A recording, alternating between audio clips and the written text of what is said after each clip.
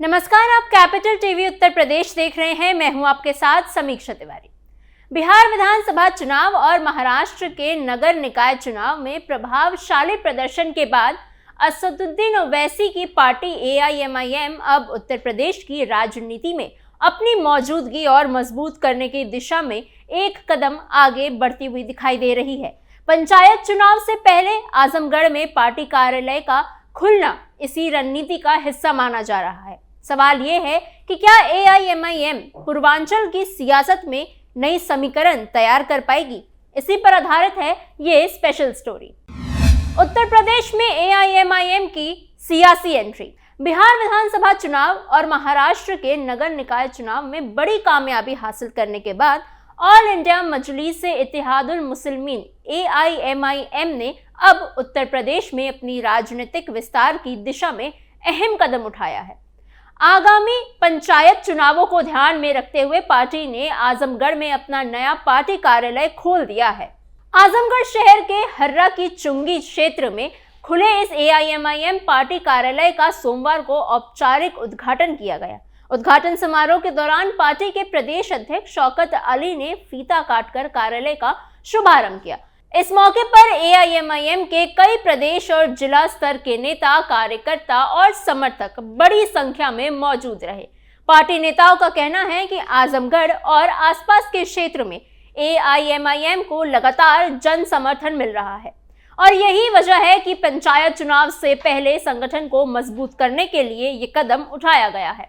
कार्यालय खुलने के साथ ही पार्टी अब बूथ स्तर पर अपनी पकड़ मजबूत करने और कार्यकर्ताओं को संगठित करने और स्थानीय मुद्दों को लेकर जनता के बीच सक्रिय रूप से पहुंचने बनाने की रणनीति पर काम कर रही है। AIMIM का मानना है कि उत्तर प्रदेश, खासकर पूर्वांचल की राजनीति में उसकी भूमिका आने वाले समय में और महत्वपूर्ण हो सकती है। आजमगढ़ में पार्टी कार्यालय का खुलना इसी दिशा में एक बड़ा संकेत माना जा रहा है, जिससे साफ है कि ओवैसी की पार्टी पंचायत चुनाव के साथ साथ भविष्य की बड़ी राजनीतिक लड़ाइयों के लिए भी खुद को तैयार कर रही है।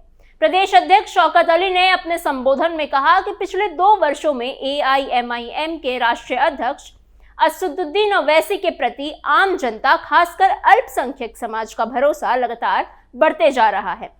उन्होंने कहा कि ओवैसी की साफ और बेबाक राजनीति, जमीन से जुड़े मुद्दों को उठाने और संसद से सड़क तक आवाज बुलंद करने के कारण लोग पार्टी से जुड़ रहे हैं।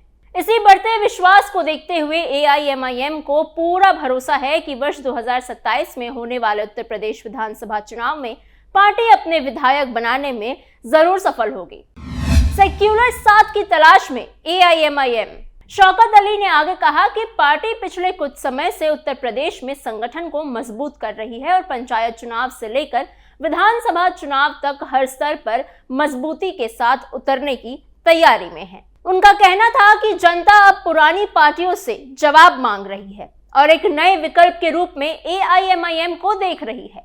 उत्तर प्रदेश में गठबंधन को लेकर पूछे गए सवाल पर प्रदेश अध्यक्ष ने साफ कहा कि AIMIM हमेशा से सेक्युलर ताकतों के साथ चलना चाहती है।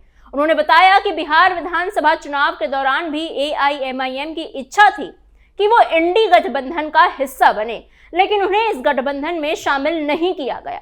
शौकत अली ने कहा कि इसके बावजूद AIMIM ने अपने दम पर चुनाव लड़ा और कई सीटों पर अपनी मजबूत मौजूदगी दर्ज भी करवाई। आपको याद दिला दें कि बिहार में महागठबंधन का नेतृत्व कर रहे तेजस्वी यादव ने चुनाव के दौरान असदुद्दीन ओवैसी को NDA का एजेंट भी बताया था।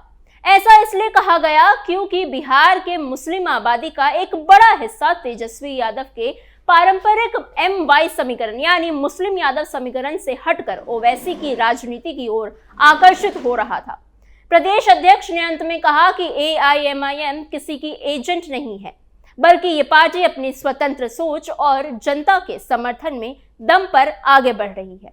आने वाले समय में उत्तर प्रदेश की राजनीति में AIMIM एक मजबूत ताकत के रूप में उभर कर सामने आएगी। शौकत अली ने आगे कहा कि उत्तर प्रदेश में AIMIM पहली कोशिश हमेशा गठबंधन की ही रहती है। उन्होंने साफ शब्दों में कहा कि मुस्लिम लीडरशिप वाली पार्टियों को सेक्युलर पार्टियां आज भी बराबरी का दर्जा नहीं देती। उनका कहना था कि हमें राजनीतिक तौर पर अछूत की तरह देखा जाता है। प्रदेश अध्यक्ष ने कहा कि अक्सर ऐसा होता है कि चुनाव के समय AIMIM और उसके वोटर्स की अहमियत याद आती है, लेकिन चुनाव खत्म होते ही हमें भुला दिया जाता है। उन्होंने इसे तेज पत्ते की तुलना करते हुए कहा कि जैसे खाने में पत्ता इस्तेमाल करके फेंक दिया जाता है, वैसे ही हमारा भी इस्तेमाल किया जा रहा है। हमारा वोट लिया जाता है, लेकिन हमारी बात, हमारी लीडरशिप और हमारे मुद्दों को नजरअंदाज कर दिया जाता है। शौकत अली ने यह भी कहा कि इसके बावजूद AIMIM का मकसद बिल्कुल साफ है। उत्तर प्रदेश में भारतीय जनता पार्टी को हराने के लिए जो भी मजबूत और असरदार गठबंधन बनेगा, पार्टी उसका हिस्सा बनने को तैयार है। उन्होंने कहा कि AIMIM किसी से टकराव नहीं चाहती, बल्कि चाहती है कि लोकतांत्रिक और सेक्युलर ताकतों के एक साथ आकर भाजपा के खिलाफ मजबूती से लड़े। उन्होंने याद दिलाया कि साल 2022 में विधानसभा चुनाव में भी AIMIM ने समाजवादी पार्टी और बहुजन समाज पार्टी से गठबंधन की कोशिश की थी, लेकिन बात नहीं बन सकी। शौकत अली ने कहा कि आने वाले 2027 के विधानसभा चुनाव में भी AIMIM सपा और बसपा से गठबंधन को लेकर कोशिश करती रहेगी। प्रदेश अध्यक्ष ने अंत में कहा कि AIMIM सम्मान के साथ राजनीति करना चाहती है। पार्टी चाहती है कि गठबंधन हो तो बराबरी और सम्मान के साथ हो, न कि केवल वोट बैंक की तरह इस्तेमाल करके। उनका कहना था कि अब जनता भी समझने लगी है कि कौन साथ देता है और कौन सिर्फ चुनाव के समय ही ज्ञात करता है। AIMIM को भाजपा की टीम बताए जाने पर प्रदेश अध्यक्ष शौकत अली ने कड़ा एतराज जताया। उन्होंने कहा कि जो लोग हम पर ऐसे आरोप लगा रहे हैं, वो खुद कमजोर जमीन पर खड़ी हैं। शौकत अली ने कहा कि हम पर पत्थर वही लोग मार रहे हैं जिनके अपने घर शीशे के हैं। उनका इशारा समाजवादी पार्टी की तरफ था। उन्होंने कहा कि अखिलेश यादव के परिवार के कई लोग अलग अलग समय पर भाजपा के साथ रहे हैं, इसीलिए AIMIM पर सवाल उठाने से पहले दूसरों को अपनी हालात भी देखने चाहिए। महाराष्ट्र के नगर निकाय चुनाव का जिक्र करते हुए शौकत अली ने समाजवादी पार्टी पर तंज भी कसा। उन्होंने कहा कि समाजवादी पार्टी के पास 37 सांसद और 111 विधायक है। इसके बावजूद पार्टी के बड़े नेता अबू आसिम आजमी पूरी ताकत लगाने के बाद भी अपनी ही विधानसभा सीट पर समाजवादी पार्टी को जीत नहीं दिला सके। उनका कहना था कि यह दिखाता है कि जमीनी पकड़ और जनता का भरोसा कितना अहम होता है। प्रदेश अध्यक्ष ने आगे कहा कि अबू आसिम आजमी ऐसे नेता हैं जो अपने गांव में कभी प्रधान तक नहीं बन सकते।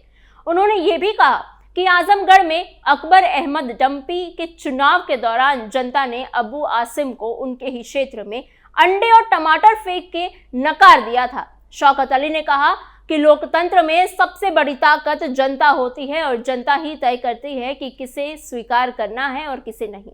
शौकत अली ने यह भी कहा कि आज दलित, वंचित और पिछड़ा समाज बहुत तेजी से असदुद्दीन ओवैसी के साथ जुड़ रहा है।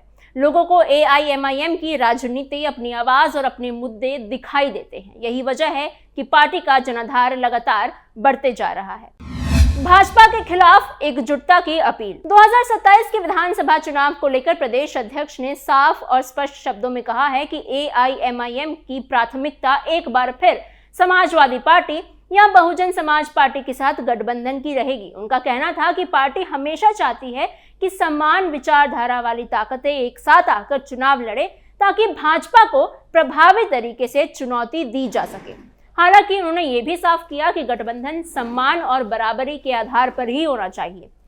अगर केवल वोट लेने की सोच के साथ कोई बातचीत होती है तो AIMIM को उचित सम्मान नहीं मिलता, तो पार्टी ऐसे किसी समझौते का हिस्सा नहीं बनेगी। प्रदेश अध्यक्ष ने कहा कि AIMIM किसी भी तरह के राजनीतिक दबाव में आने वाली पार्टी नहीं है। पार्टी अपने फैसले खुद लेती है और उसकी सबसे बड़ी ताकत आम जनता का भरोसा है। उन्होंने जोर देकर कहा कि अगर गठबंधन नहीं बन पाया तो AIMIM अपने दम पर चुनाव लड़ेगी और जनता के मुद्दों को लेकर सीधे जनता के बीच जाएगी। संगठन की मजबूती पर बात करते हुए प्रदेश अध्यक्ष ने बताया कि उत्तर प्रदेश जैसे बड़े राज्य में AIMIM ने बीते कुछ वर्षों में लगातार मेहनत की है। आज पार्टी का संगठन राज्य में सभी 75 जिलों में सक्रिय रूप से मौजूद है। जिला स्तर से लेकर मंडल और ब्लॉक स्तर तक पार्टी की संरचना खड़ी की जा चुकी है।